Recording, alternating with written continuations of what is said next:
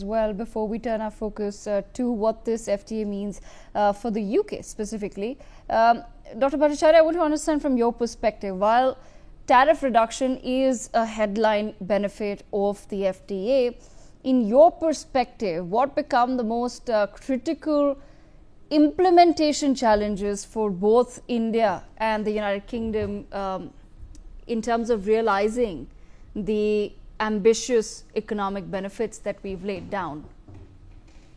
I think the implementation challenges will be the same as the critical points of this agreement, which is what was just laid out by the ambassador. Is one that services will be exported from India. There will be mobility of labor that will be allowed much more freely. Now, to implement that and to ensure that that doesn't lead to a political backlash in UK is one of the biggest challenges, because one of the reasons why UK split from the EU was on mobility. They were protesting against the labor coming from Poland, against the Polish workers who were operating in UK.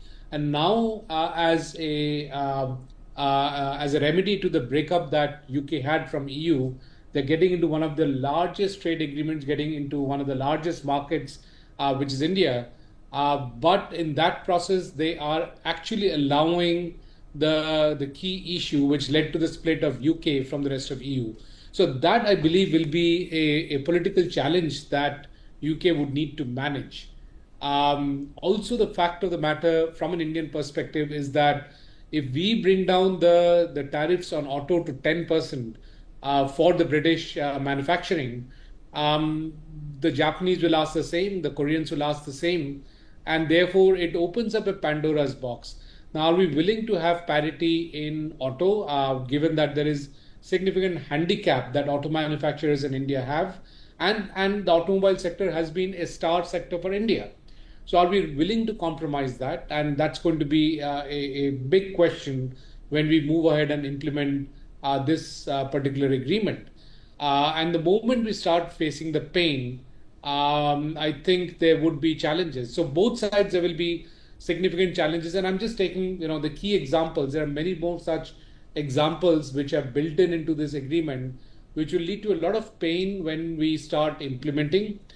The point in any agreement is that the benefits will far outweigh the pain. And unfortunately for India, the couple of trade agreements that we have had earlier, which is the India-Japan, the India-Korea, and the India-ASEAN trade agreements, we seem to have lost out on those trade agreements, which is why we were very, very careful in having this particular trade agreement, which took over 20 years to seal.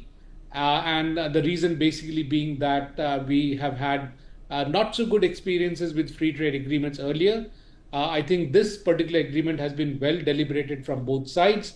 Everyone is optimistic, but there will be challenges when we move forward and we implement this trade agreement. Right, absolutely. Before I bring in the other guests, let's quickly turn our focus to the United Kingdom. The India-UK Free Trade Agreement holds profound significance